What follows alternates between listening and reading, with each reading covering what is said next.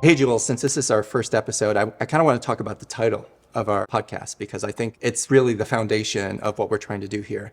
We chose the title because you are the most important person taking care of yourself. And when I say you, I mean you. All of us, we each individually are responsible for taking care of our own mental health. There's a lot of other people in our lives who can add expertise. There's doctors, there's coaches, peers, and friends. Everyone has an opinion, and some of them are actually professionals, and they have informed opinions. But at the end of the day, you're the only expert on your life. You know what's best for you, and you have to ultimately make the decision and live with that decision. Essentially, we want to encourage people to give you permission to have that power, to own that power, to be empowered. There's a term for this in psychology, and that term is agency. What do you think of when you hear that term, agency? I think of a government entity like the CIA. That's the common terminology, but in psychology, it actually means the ability for someone to make decisions about their life, to own their life. So I'll give you an example from my own life. When I was in college, I had my first visit to a therapist. And I was really having an existential crisis. I was in engineering school. I was in engineering physics, which is a very abstract engineering field to be in. I didn't know what I was going to do with my life, so I went to a therapist. Essentially, the same thing happened in grad school, where I came to Stanford and thought I was going to do a computer music degree. It really wasn't working out, and I just wasn't sure what to do. And both times, the therapist really helped. I talked through it and figured out maybe there was other options for me. But essentially, I got back to my baseline, which, on a scale of 1 to 7, I was essentially like a 3. I was just below average, low-level depressed. And then I stopped going. I thought, okay, well, I got back to baseline and I'm done. In a lot of cases, at least at my colleges, they cut you off. Like there's 5 sessions for free or 10 sessions for free. And then I figure, okay, well, they know best. This is all the sessions you need to get better. This is where I didn't really have agency. I was sort of saying, well, the system must know best. And I'm sort of turning over the decisions about my mental health to the system. I mean, sadly, Dave, this is something that I've heard a lot in working with young people and just folks in community, is having a certain experience, going towards a resource or, getting some help, but then feeling like at a certain point it ends and not really understanding like what's next or like where should I go? So I just really appreciate you sharing that around agency, because I think that's really why you're talking about agency is like you have a lot of choice, but sometimes we don't know that, right? Especially when it comes to mental health, and especially if you're in a space where other people aren't showing agency for their own mental health. Maybe they're struggling, but they're trying to figure it out themselves. They're white knuckling it. They don't have agency. And you look around and say, well, I guess that's just the way it goes. So the first thing you can do with your agency is to decide to reach out for help. And I think that can be the hardest thing to do for a lot of people. There's a lot of myths around reaching out. And in fact, I'll share some of the ones that I struggled with myself before I actually reached out. It's not a big deal, or it'll get better if I just wait it out, or I'm supposed to figure this out myself, especially for men in our culture. There's a lot of this myth around the strong male who goes into his cave and works through his emotions on himself and then comes back when he's better. There's some myths around, I don't want to bother other people with my problems. Like I'm going to be a burden to them. I'm worried about how they're going to be affected. Or even, why would someone want to help me? I'm not part of their life. I'm a close friend. I'm not family. Like, what could they really do? As we'll share with folks, my background is working with folks in community, trying to talk to them about mental health. And I say try because not everybody wants to. And I think that it's really important. And I appreciate you being vulnerable and sharing that, it sounds like in your journey, it wasn't always easy to think about getting help. And I think that's really where we're starting, because that is the barrier for a lot of people, is just feeling like there's a stigma or they'll be judged, or I'm not the strong man in my cave doing manly things, healing myself. And these are really impossible sort of circumstances we put on people. And then we say, go fix your mental health. But I think we really have to have conversations like you're outlining, like you have agency, you have control, you have things you can do. But I don't think that's a common sentiment among a lot of people who are white knuckling, as you say. It's more like living day to day, knowing you need to do something to help your well-being or your mental health.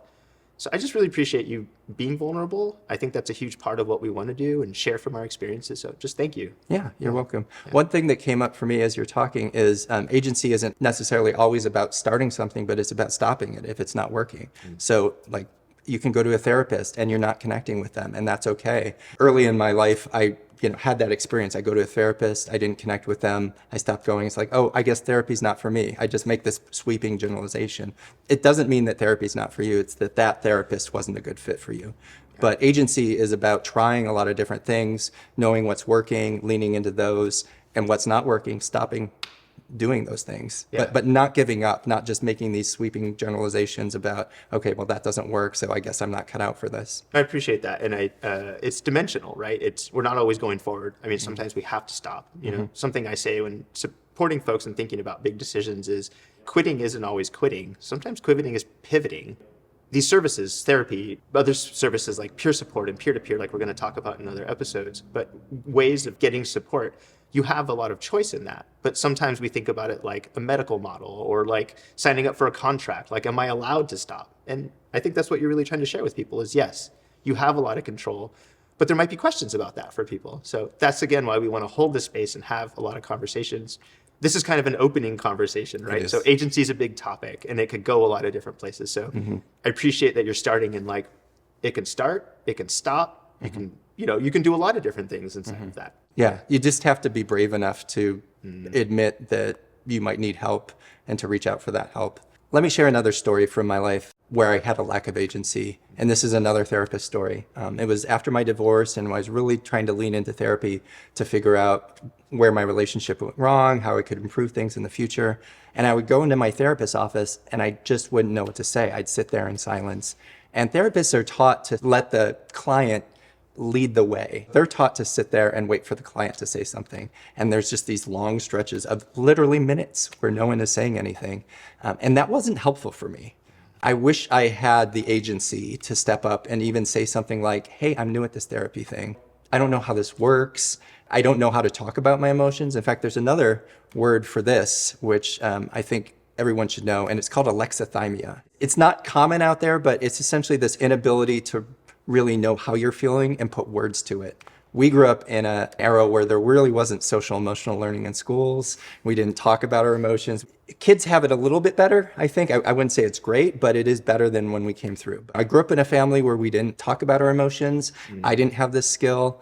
And going into a therapist's office, it's just like I'm starting from practically zero. Like, what do I do here? One thing I'll say to you is if you are starting therapy or if you are struggling with therapy, go to your therapist and say, this isn't working for me, or let's just have that meta conversation about what therapy could be for you. What could we do here? Maybe I do have alexithymia. Maybe I do have this inability to associate my feelings with words. And so what can we do to build this skill set up? I really appreciate that you're highlighting this because I've seen this a lot working with folks where we say, oh, go to therapy, go to talk therapy and talk it out as if it's like a panacea and it's going to help everything.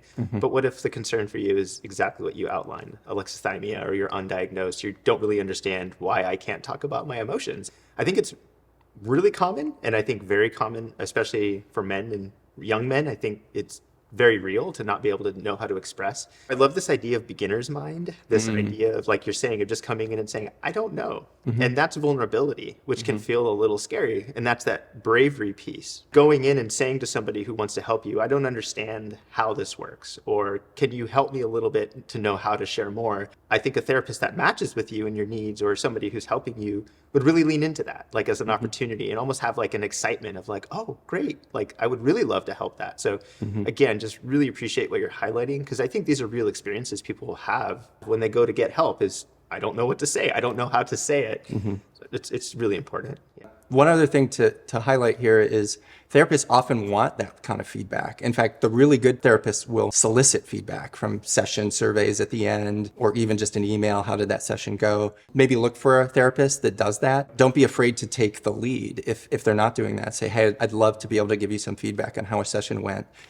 Most therapists are open to that. They're not there to have all the answers. They're there to serve you. And every client is different. And so what you might need is different from what another client of theirs might need. The only way you're going to get what you need is to be able to speak up. One thing I worried about in therapy too is I was a little bit of a people pleaser and I didn't want to disappoint them. So you go to therapy as a conflict avoidant person, and if it's not going well, you're just like, okay, well, it's just like another part of your life where I'm just going to live with this. I guess this is the best it can be, where maybe it could be better if you just raised a voice and said, hey, I'd just like to talk about how this is going and how we could maybe make it better. You know, one thing I've encouraged folks to do when they start going to talk therapy is find people to talk to about what therapy is like. Yeah, I go in there and I don't talk much, or I go in there and I share about this, and, share what's comfortable. Don't overshare, obviously. Keep yourself safe emotionally. It can be nice to talk about that experience to people because then you can kind of see yourself in it and realize, oh, I'm really not sharing about this, or it would be helpful for me to talk more about my relationships. And because therapy is an experience, and having obviously navigated my own mental health issues and going to therapy, I think I spent my first 10 sessions just dancing around what it is I wanted to talk about because I was doing my own avoidance and not knowing how to talk about my emotions. So it's really common what you're talking about. And I think it is a barrier for people to go in and start talk therapy.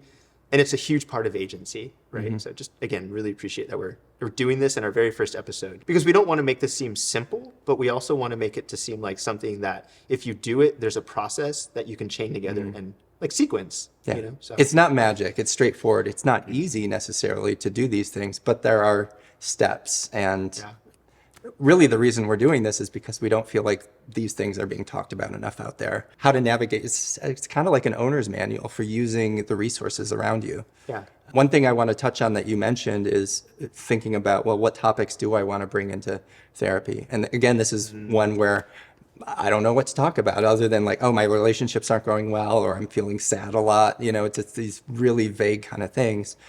One thing that can be helpful is to bring in something to talk about. So there are a lot of screeners. Yeah. What would you call that? Assessments, Assessment. screeners, surveys. Yeah. So there's one in particular I could highlight, and we can link to more in the description. But there's one called HEXACO, which was developed by some psychologists, and it can give an idea of what your personality is like, and maybe there's certain parts of that you could share with your therapist, or even the whole thing, and then highlight areas that you might want to talk about. What's behind this? Why are you doing things this way? Why are you this way in relationships?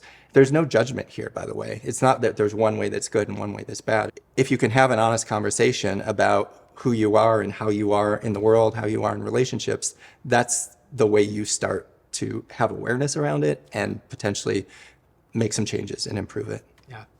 And I appreciate that you say that because I think sometimes people see those surveys or assessments as extra or like, what's the point? But again, having worked with folks a really long time, when people bring that, it shows a real interest. It's natural to come in and not know what to say to somebody who wants to help you. So anything you can do, in your own time, even just sitting and talking to somebody and rating a short list. But those assessments, I think, are a really great idea. And there's so many of them online.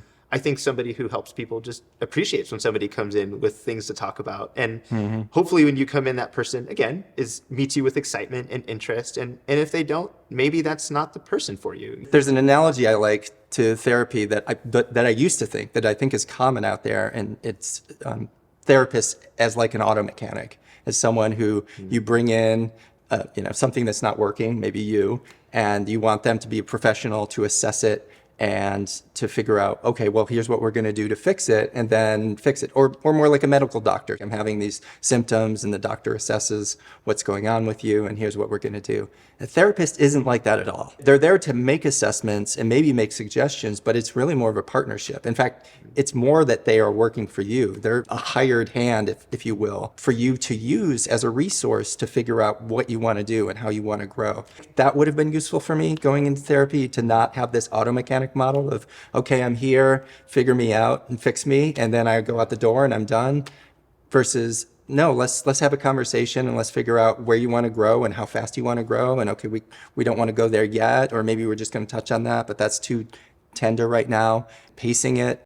These are all things I wish I had known going into therapy. Yeah. I think what you're really highlighting is that human-centered talk therapy kind of piece that when we talk about, oh, go talk to somebody, that's what we're saying.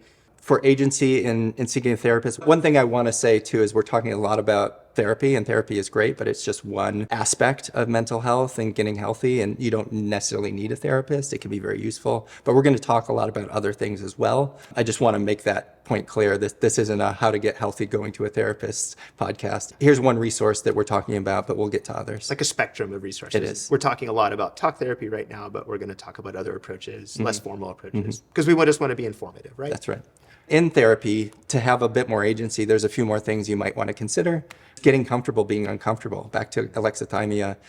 I used to feel like there's good emotions and there's bad emotions. And so we want to maximize the good ones and minimize the bad ones. In therapy, you really want to embrace all the emotions as they come up. And that's what you're learning. You're learning how to feel all the feelings. We're all human, and all these feelings come up. And this is the safe space to do it. This is essentially practice. You get to practice in this safe environment with this other person who's trained to help you through this. And once you have some practice, then you can go out into the real world and use those skills. But it's gonna feel uncomfortable. That's the thing I wish I'd known. There's no way to not feel uncomfortable doing this work, but that just means you're doing it right. No, I think that piece is really important for people to know. It's that discomfort. It's natural, and you're probably there in that position because you've had a hard time doing it. So you're doing something new. It's like a workout routine. It's going to feel uncomfortable at first. It's simplistic, but it's something we want to say to validate. If you're trying this and it feels scary, it is, and we've also experienced that as well. And the last thing I would say is have a plan for graduation, which essentially means, what does it look like for you not to need to go to this therapist anymore? Right. It's very easy, and this happened for me, to get to a therapist, to start to build a relationship, to learn these skills, be vulnerable, and to latch onto that and be like, I need this, and this is my source of support. And it's great to learn those skills, but you want to apply those skills in the rest of your life. So how can you learn these skills in the therapist's office, but get to a point where you have other people in your life where you can get the same kind of support, where you don't need to go to the therapist's office anymore? Yeah, and I really appreciate that you mentioned that, just, because sometimes people think you're going to go into therapy or some supportive interaction or relationship, and it's never going to end. A really good supporter is always thinking about the end, and even at the beginning should be talking about the end. Hey, we're going to work together. I'm not sure how long that is, or maybe there's some direct timeline, but we're going to set goals. And what are some things you can think about right now? And then revisiting those at some frequency and checking in. It's a really important part of the process. And sometimes it's overlooked. And that's kind of when little red flags can come up around getting help, was if it feels like it's never going to end, and you're not working towards certain things, that can feel a little groundless for people. So I just appreciate that you're mentioning it, because sometimes, again, it's overlooked. Just to sum up, we're talking about agency here. And one thing I'll say is some people have been waiting for permission to take control of their life. So if that's what you're needing, we are here. We're giving you permission to take control of your life and to figure out what's best for you for mental health, and to do that. If there's other people out there saying, well, that's not what you should do, you have to feel into it and what's right for you. That's really your decision, because it is your life and your choice, and you're the one who has to live with it. If you run into people in your life who don't respect your agency, they're probably not the right people for you to be hanging out with. Find people in your life who can respect your agency. There's a quote I love, I'll add to the mix: until you make the unconscious conscious, it will direct your life and you will call it fate. There's resources in the description. Thanks for listening. And if you want to support us, I think the best way to do that is to share this with other people, because we want to get this message out into the world. Remember, our goal here is for everyone in the world to live a happy and healthy life. And that starts with you. See you next time.